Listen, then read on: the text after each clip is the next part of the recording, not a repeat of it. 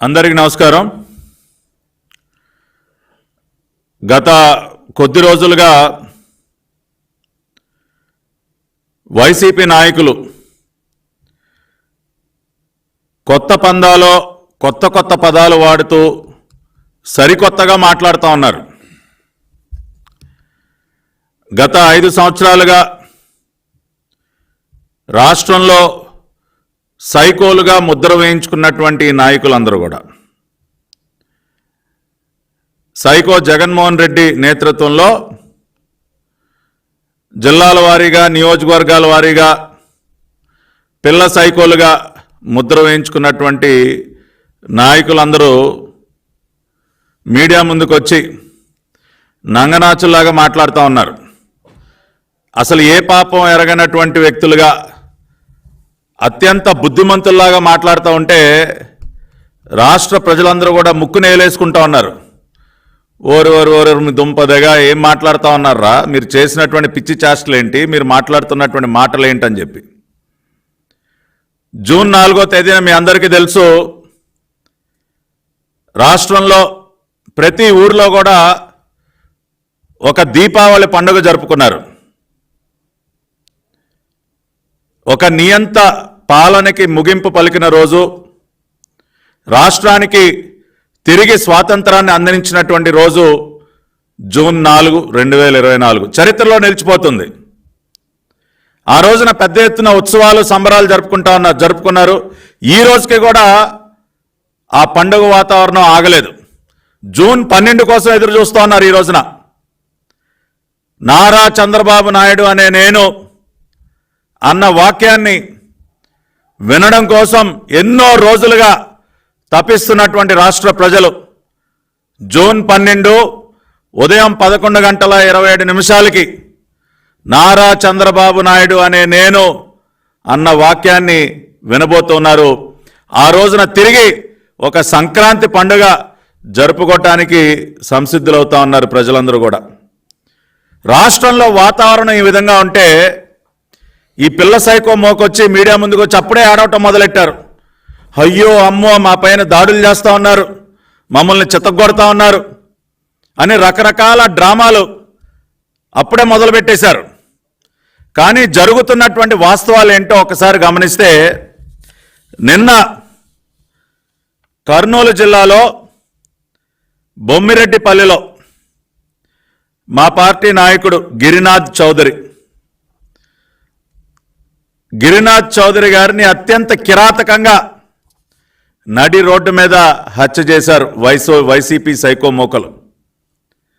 మాజీ ఎమ్మెల్యే కంగాటి శ్రీదేవి కుటుంబ సభ్యులు, అనుచరులు మా పార్టీ నేత గిరినాథ్ చౌదరిని అత్యంత కిరాతకంగా నడి రోడ్డు పైన హత్య చేశారు.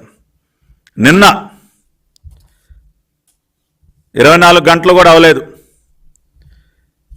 దీనికి ఏం చెప్తారు ఈ పిల్ల సైకోలు? ఇవాళ హింసని ప్రేరేపిస్తున్నది ఎవరు? హింసకి పాల్పడుతున్నది ఎవరు? గిరినాథ్ చౌదరిని చంపింది వైసీపీ పిల్ల సైకోలు, అవునా కాదా? ఇవాళ నంగనాచుల్లాగా మీడియా ముందుకు వచ్చి మాట్లాడుతున్నటువంటి ఆ గుడివాడ గుట్కాగాడిని అడుగుతా ఉన్నా, ఎరా కొడాలి నాని, ఎవర్రా చంపింది? గిరినాథ్ చౌదరి అనే తెలుగుదేశం పార్టీ నాయకుడిని ఎవరు చంపింది? మీ పార్టీ సైకో మోకలు కాదా? ఏమయ్యా పేరుని నాని, ఏంటయా మాట్లాడుతా ఉన్నావు మీడియా ముందుకు వచ్చి? కౌంటింగ్కి 2 రోజుల ముందున నువ్వు వచ్చి మాట్లాడినటువంటి మాటలేంటి? గంటలు లెక్క పెట్టుకొండ్రా, మీ సంగతి తేలుస్తాం. ఏది కౌంటింగ్కి 2 రోజుల ముందు? దాన్ని బట్టి అర్థం కావట్లేదా మీ వ్యవహార శైలి ఏంటో? ఒక పక్కన ఇటువంటి దారుణాలు చేస్తూ ప్రజలు మక్కిలెరగొట్టి మిమ్మల్ని మోకాళ్ళ మీద నుంచోబెట్టిన 11 సీట్లతో మిమ్మల్ని మోకాళ్ళ మీద నుంచోబెట్టారు ఈ రాష్ట్రంలో. ప్రజా తీర్పు ఆ విధంగా ఉన్నా కూడా ఇంకా బుద్ధి తెచ్చుకోకుండా ఈ సైకో చేష్టలు, ఈ దారుణాలు, ఈ హత్యలు ఇంకా కొనసాగిస్తూ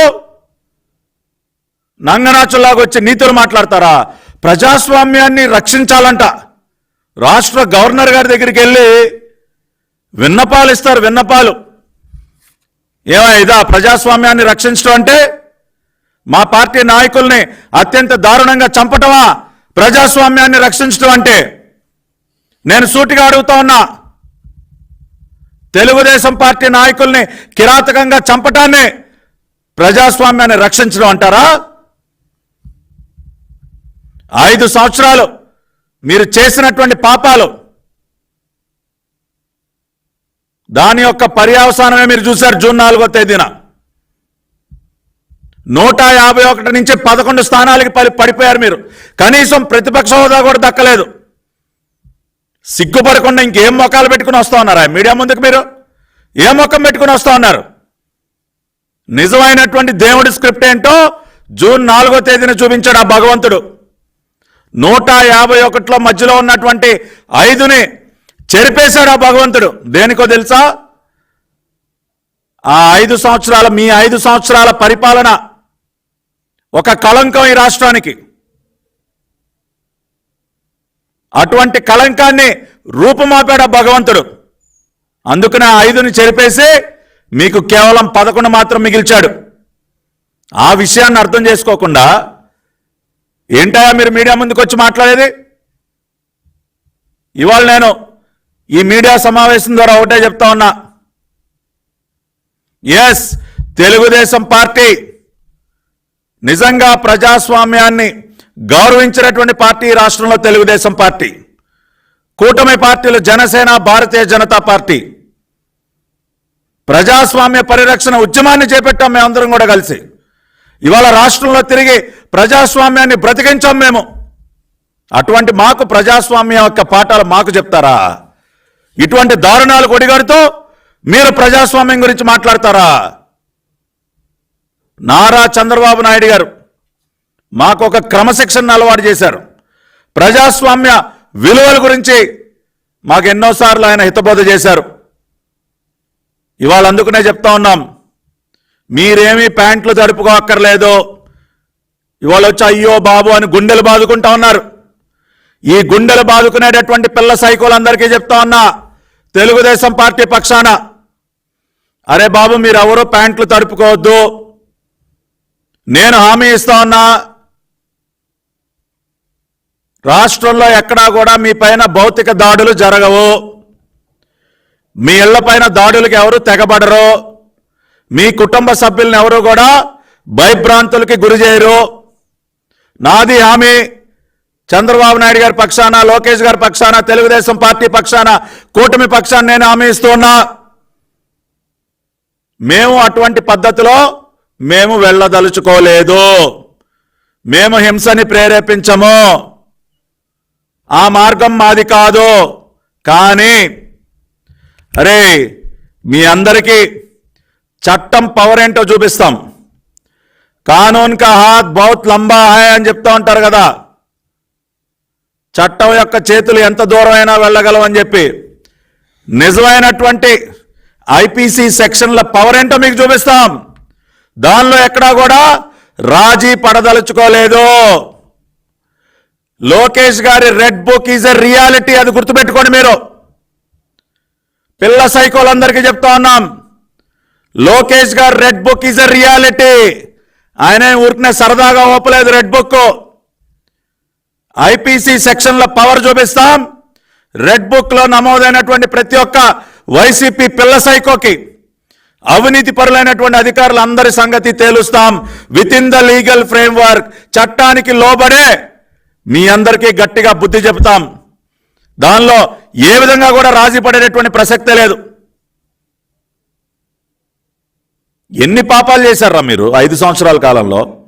దేవాలయం లాంటి మా కార్యాలయం పైన దాడి చేశారు. ఇదే పార్టీ కార్యాలయం పైన దాడి చేసిన రోజున మీకు ప్రజాస్వామ్యం గుర్తుకు రాలేదా? ఇవాళ ప్రజాస్వామ్యం గురించి మాట్లాడుతూ ఉన్నారు. మా అందరికీ తండ్రి లాంటి వ్యక్తి నారా చంద్రబాబు నాయుడు గారు, ఆయన ఇంటిపైన దాడి చేసిన రోజున మీ జోగి రమేష్ అనే పిల్ల సైకో ఆ రోజున గుర్తుకు రాలేదా? ప్రజాస్వామ్యం అంటే ఏంటో ఇవాళ ఎంతమందిని మాచర్లలో బోండమ్మ గారి పైన, బుద్ధా వెంకన్న గారి పైన దాడి చేసిన రోజున గుర్తుకు రాలేదా మీకు?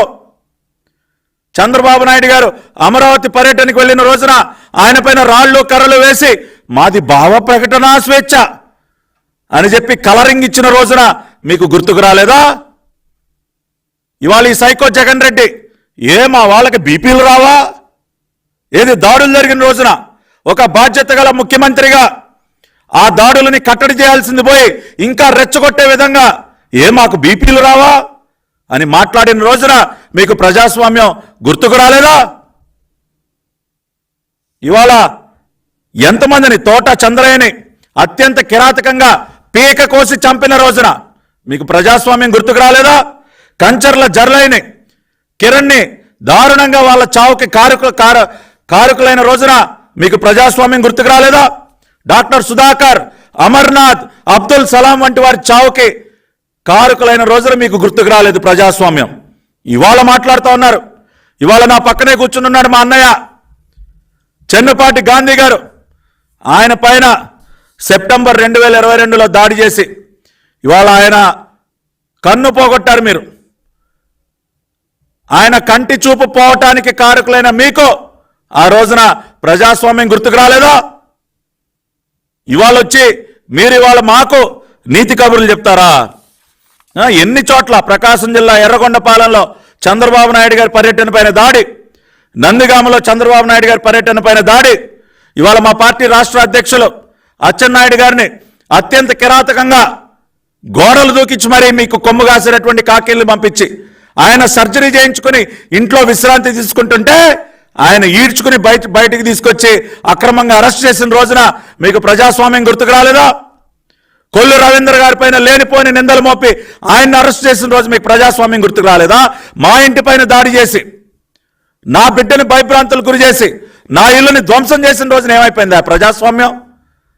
నన్ను నడి రోడ్డుపైన ఆపి నా కారుని ధ్వంసం చేసి నన్ను గాయాల పాలు చేసిన రోజున ఎక్కడికి పోయింది ఆ ప్రజాస్వామ్యం రాష్ట్రంలో? ఇవాళ మీరు ప్రజాస్వామ్యం గురించి మాట్లాడుతూ ఉన్నారు. ఇలా చెప్పుకుంటూ పోతే ఎన్ని సంఘటనలు. ఇవాళ ఒక్క నారా లోకేష్ గారి యువగలం పాదయాత్ర పైన మీరు చూసినట్లయితే దాదాపుగా 21 నుంచి 22 సార్లు దాడులు, రాళ్ల దాడులు నారా లోకేష్ గారి పాదయాత్ర పైన. మీ నాయకుడు మీ సైకో పాదయాత్ర చేసిన రోజున ఏమన్నా దాడులు జరిగాయా? అమరావతి రైతులు పాదయాత్ర చేస్తా ఉంటే రాజమండ్రిలో పెట్రోల్ బాస్తారు వాళ్ళ పైన. కనకదుర్గమ్మ అమ్మవారి దర్శనానికి వెళితే వాళ్ళ పైన దాడులు చేసి రక్తం చిందిస్తారు ఆ మహిళల పైన. ఆ రోజున గుర్తుకు రాలా? ఇవాళ నంగనాచుల్లాగా వచ్చే ప్రజాస్వామ్య పాఠాలు చెప్తా ఉన్నారు మాకు. లోకేష్ గారిని 5 గంటల పాటు కృష్ణ కనకదుర్గమ్మ వారి దగ్గర బంధించిన రోజున మీకు గుర్తుకు రాలేదు ప్రజాస్వామ్యం. వివేకానంద రెడ్డి హత్య కేసులో అవినాష్ రెడ్డిని అదుపులోకి తీసుకోవడానికి సిబిఐ అధికారులు వెళితే సిబిఐ పైన దాడి చేసిన రోజున మీకు ప్రజాస్వామ్యం గుర్తుకు రాలేదా?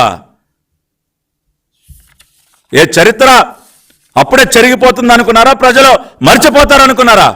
తాడిపత్రిలో ఎన్నిసార్లు మా జేసీ ప్రభాకర్ రెడ్డి గారి ఇంటిపైన ఎన్నిసార్లు దాడి చేశారయా? ఏమైపోయిందా తాడిపత్రిలో ప్రజాస్వామ్యం ఉందా ఆ రోజున? ఇన్ని రకాలైనటువంటి దారుణాలు. పల్నాడులో గ్రామాలు ఖాళీ చేయించారు కదయా. అధికారంలోకి వచ్చినటువంటి మొదటి నెలలోనే పల్నాడులో ఓళ్లకు ప్రజల్ని భయభ్రాంతులు గురి చేసి వాళ్ళందరినీ కూడా పారిపోయేటట్టు చేశారు. మేము ఆఖరికి గుంటూరులో ఒక పునరావాస కేంద్రాన్ని ఏర్పాటు చేయాల్సి వచ్చింది ఆ రోజున. మీ యొక్క రౌడీజం వల్ల ఇళ్లు కోల్పోయినటువంటి బాధితులకు ఆ రోజున తెలుగుదేశం పార్టీ ఒక పునరావాస కేంద్రాన్ని ఏర్పాటు చేయాల్సి వచ్చిందయ్యా. ఇవాళ మీరు ప్రజాస్వామ్యం గురించి పాఠాలు చెప్తారా మాకు? ఆ రోజున కౌంటింగ్ మే 2019 కౌంటింగ్ రోజున దాదాపు 13 చోట్ల దాడులు. మొన్న జూన్ 4వ తేదీన ఏమన్నా దాడులు జరిగాయా? 23 మే 2019 ఇదిగోని చిట్టా 13 జిల్లాల్లో దాడులు. ఇది మీ యొక్క ట్రాక్ రికార్డ్. ఇవాళ నేను ఒకటే చెప్తా ఉన్నా ఈ పిల్ల సైకోలందరికీ, మరీ ముఖ్యంగా ఈ బెజవాడ విజయవాడ తూర్పులో ఉన్నటువంటి పిల్ల సైకో, అరే అవినాష్, నువ్వు చేసినటువంటి పాపాలు ఏవో కూడా మర్చిపోయే ప్రసక్తే లేదు. నువ్వు ఉమ్మడి కృష్ణా జిల్లాలో ఉన్నటువంటి ఆ కొడాలి నానిగాడు, ఆ గుడివాడ గుట్కాగాడు, ఆ గన్నవరం సైకోగాడు, రే వల్లభనేని వంశీ, అక్కడ ఇక్కడ పారిపోయి దాక్కుంటా ఉన్నామంట. పేరుని నాని, అనిల్ కుమార్ యాదవ్ ఎవ్వరిని కూడా మర్చిపోయే ప్రసక్తే లేదు. మీ అందరికీ నేను ఒకటి చెప్తా ఉన్నాను, అరే మీరు అంత భయపడబాకండి. ఇందాక చెప్పినట్టు అవినాష్, అరే నాని, మీ ఇళ్ల మీదకి రాము, మీ కుటుంబ సభ్యులకి జోలికి రాము, కానీ మీరు వాటి నుంచి ఒకటైతే అలవాటు చేసుకోవాలి. రోజు ఇక మీదట నేల మీద పడుకోవటం అలవాటు చేసుకోండి. మంచాల మీద పరుపుల మీద పడుకోవటం మానేసేయండి. రోజు కూడా నేల మీద పడుకోవటం అలవాటు చేసుకోండి. అదేవిధంగా ఇంట్లో ఉన్నటువంటి వెస్ట్రన్ కమోడ్లు అవి మార్చి ఇండియన్ టాయిలెట్ పెట్టుకోండి. ఎందుకంటే అలవాటు చేసుకోవాలి, ఇండియన్ టాయిలెట్ అలవాటు చేసుకోవాలి. అంతేకాకుండా దొడ్డు బియ్యం, రోజు బిర్యానీలు పలావులు తినటం మానేసి దొడ్డు బియ్యం తినటం అలవాటు చేసుకోండి. అర్థమవుతుందా?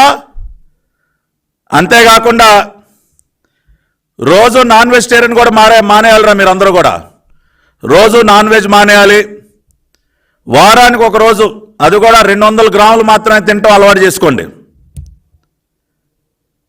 సెల్ ఫోన్లు మాట్లాడటం, నిమిషానికి ఒకసారి ఫోన్ మాట్లాడటం కూడా మానేసేయండి రా బాబు. ఎందుకంటే రేపు మీరు చేరబోయేది శ్రీకృష్ణ జన్మస్థానానికి. అక్కడ వారానికి 2 సార్లే ఫోన్ టోకెన్లు ఇస్తారు. కాబట్టి ఈ చేతిలో ఫోను, ఈ చేతిలో ఫోన్ పెట్టుకుని ఈ చెవిలో ఒక ఫోను, ఇవన్నీ మానేయండి రా బాబు. కుదరదు ఇవన్నీ. వారానికి 2 ఫోన్ టోకెన్లే మీకు ఇచ్చేది. 2 సార్లు మాత్రమే మీరు మాట్లాడగలిగేది. అంతేకాకుండా సాయంత్రం 6 గంటల తర్వాత ఏదో గదిలోకి వెళ్ళి మీకు మీరే తలుపేసేసుకోండి. ఎందుకంటే జైల్లో మీకు తెలుసు కదా, సాయంత్రం 6కి సెల్ లాకప్లో తాళం వేస్తే మళ్ళీ ఉదయం 6 గంటలకే మళ్ళీ తెరిసేది. కాబట్టి ఈ సైకో బ్యాచ్ మీరందరూ సాయంత్రం ఏదో గదిలోకి 6 అవగానే ఏదో గదిలోకి వెళ్ళి తాళం వేసుకుని ఉండటం అలవాటు చేసుకోండి. అంతేకాకుండా ఈ ఏసీలు గీసీలు ఇలాంటివన్నీ కూడా మొత్తం కట్ చేసుకోండి. కాబట్టి ఇవన్నీ అలవాటు చేసుకోండి, ఎందుకంటే అవసరం. అరే అవినాష్, ఇవన్నీ అవసరం నాన్న. నీలాగా ఇళ్ల మీద పడి నా ఇంటి మీదకి వచ్చావు, నా ఇల్లు మొత్తం ధ్వంసం చేశావు, నా బిడ్డని, నా 8 సంవత్సరాల బిడ్డని భయపెట్టావురే నువ్వు. కానీ నీలాగా అటువంటి సైకో పనులు నేను చేయను. నీలాగా అటువంటి సైకో లక్షణాలు నాకు లేవు. మా నాయకుడు మాకు సంస్కారాన్ని నేర్పించాడు. కాబట్టి అటువంటి పనులు మేము చేయం.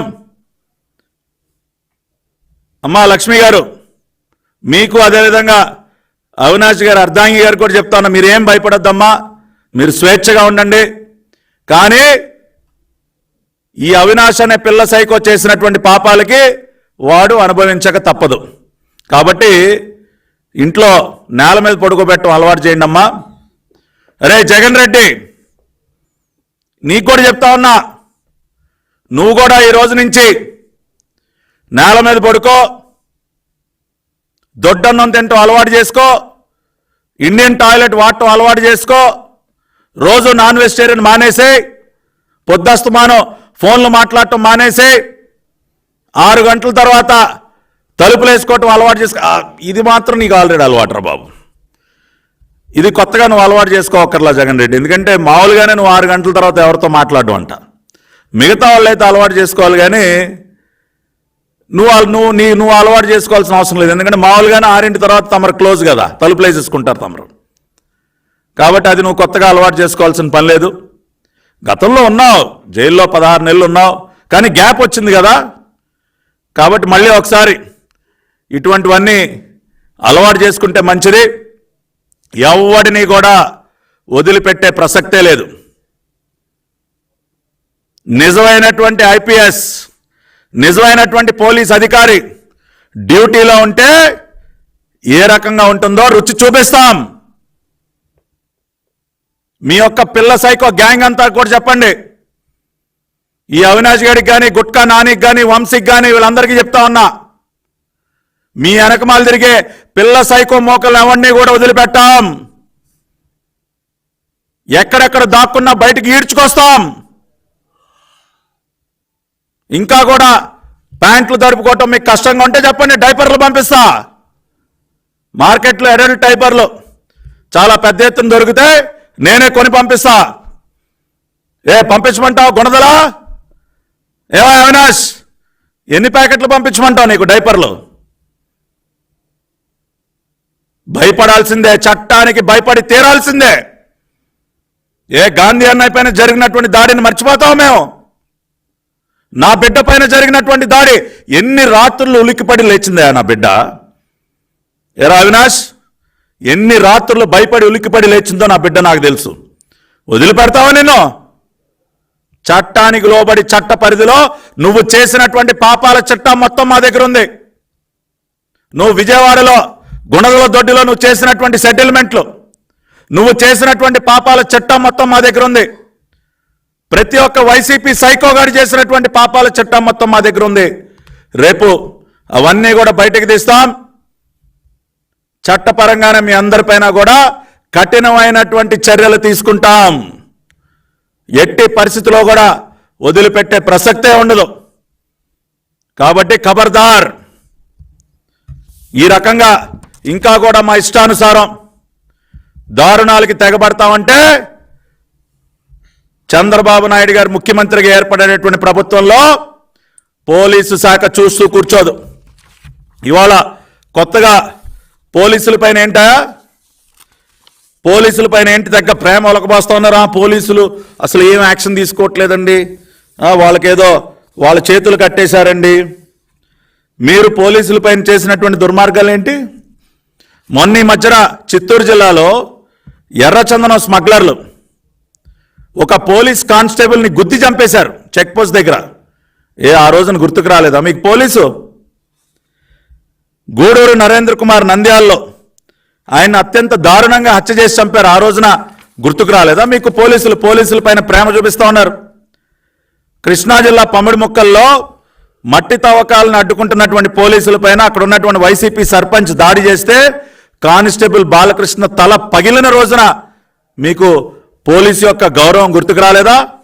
నందిగం సురేష్ కృష్ణలంక పోలీస్ స్టేషన్కి వెళ్ళి దౌర్జన్యం చేసి ఫర్నిచర్ పగలగొట్టి పోలీసులపైన దాడి చేసిన రోజున పోలీసు వ్యవస్థ యొక్క గౌరవం మీకు గుర్తుకు రాలేదా? సిదిరి అప్పలరాజు, అరే నా కొడక ఏం తమాషాలు చేస్తున్నాను, ఒక పోలీస్ ఉన్నతాధికారిని దుర్భాషలాడిన రోజున మీకు కాకి యూనిఫారం యొక్క గౌరవం గుర్తుకు రాలేదా? ఇవాళ మాట్లాడుతూ ఉన్నారు. కుప్పం నియోజకవర్గంలో అక్కడ ఉన్నటువంటి సిఐ సాదిక్ గారి పైన జరిగినటువంటి దాడి, గురజాల ఎమ్మెల్యే కాసు మహేష్ రెడ్డి గత ఎమ్మెల్యే ఏందిరా బొంగులో పోలీస్ అన్న రోజున మీకు పోలీసుల యొక్క మర్యాద గుర్తుకు రాలేదా? ఇంకా ఎన్ని? వెలగపూడి రామకృష్ణ బాబు గారి ఆఫీస్ పైన దాడి జరిగిన రోజున పోలీసుల పైన వైసీపీ నాయకులు తెగబడతారు. ఆ రోజున మీకు గుర్తుకు రాలేదు పోలీసులు. ఇవాళ పోలీసుల గురించి, పోలీసుల యొక్క గౌరవం గురించి, పోలీసుల యొక్క మర్యాద గురించి మాట్లాడుతూ ఉన్నారు. కాబట్టి పోలీసులకు నిజమైనటువంటి స్వేచ్ఛ దొరికేది ఎప్పుడు కూడా చంద్రబాబు నాయుడు గారు ముఖ్యమంత్రిగా ఉన్న రోజున. నిజాయితీ గల పోలీసులు రొమ్ములు విరుచుకుని డ్యూటీ చేసేది కేవలం తెలుగుదేశం పార్టీ ప్రభుత్వ హయాంలో. కాబట్టి నిజమైనటువంటి పోలీసు యొక్క పవర్ ఏంటో, నిజమైనటువంటి పోలీసు లాఠీ యొక్క సత్తా ఏంటో మీరు చూస్తారు. ఐపీసీ సెక్షన్లో ఎంత పవర్ఫుల్ సెక్షన్లు ఉన్నాయో వాటిని వాడితే ఏ రకంగా ఉంటుందో కూడా మీరు చూస్తారు. మేము ఖచ్చితంగా ఆ రూట్లోనే వెళతాం.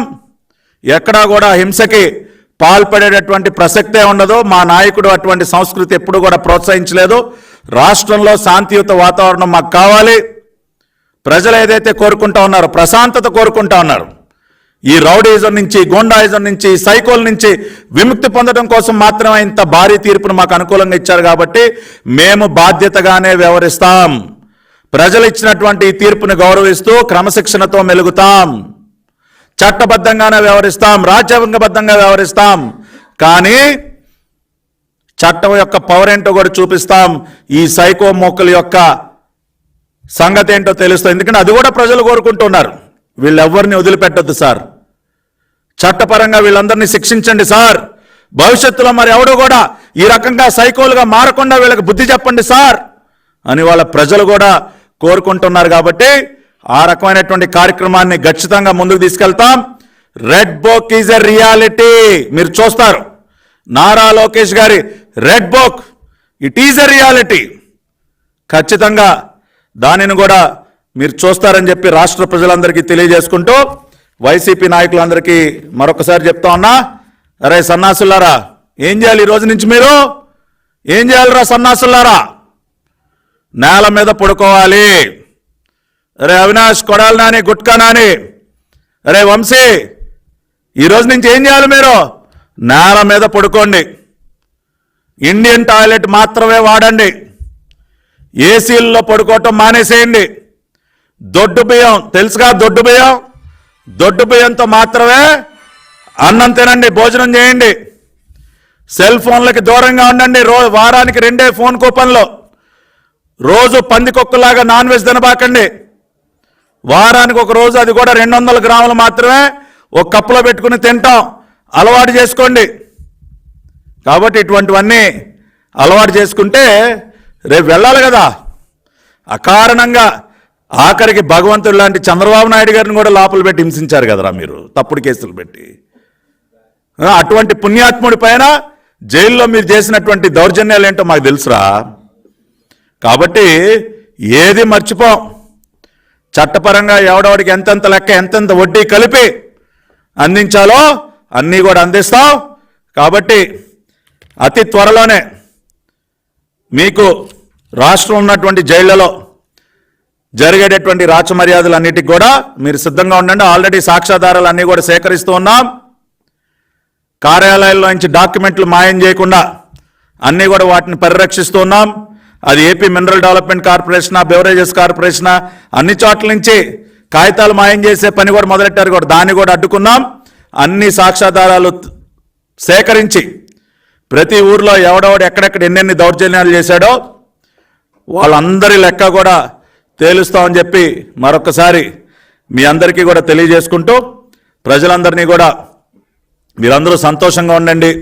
మంచి రోజులు వచ్చే రాష్ట్రానికి, మళ్ళీ పెట్టుబడులు వస్తాయి, ఉద్యోగాలు వస్తాయి, ప్రశాంతంగా ఉంటాం. ఏ రౌడీ మూకలు మన ఇంటి మీదకి రావు, మన ఆస్తులను ఎవడు కబ్జా చేయరు. చంద్రబాబు నాయుడు గారి పరిపాలన ఏ విధంగా ఉంటుందో మీ అందరికీ తెలుసు. ఆ రకంగానే చక్కగా ఒక పండుగ వాతావరణంలో సంతోషంగా హాయిగా 2029 ఎన్నికల వరకు కూడా ప్రశాంతంగా ఉందాం. రాష్ట్రాన్ని తిరిగి మన అందరం కలిసి దేశంలోనే ఒక నెంబర్ 1 రాష్ట్రంగా తీర్చిదిద్దుకుందాం. ఈ సైకో మోకులందరికీ కూడా గట్టిగా బుద్ధి చెప్దామని చెప్పి మీ అందరికీ తెలియజేసుకుంటూ, ఇటువంటి సంఘటన ఇంకొకసారి ఎక్కడైనా జరిగితే, నిన్న కర్నూలులో పత్తికొండలో మీరు చేసినటువంటి దారుణం తోలు తీస్తాం చట్టపరంగానరే. మళ్ళీ చెప్తా ఉన్నా, ఈ తోలు దించే కార్యక్రమం కూడా కాకీల ద్వారానే జరుగుద్ది. అది కూడా గుర్తుపెట్టుకోండి. మీ అందరి దగ్గర సెలవు తీసుకుంటున్నాను. నమస్కారం.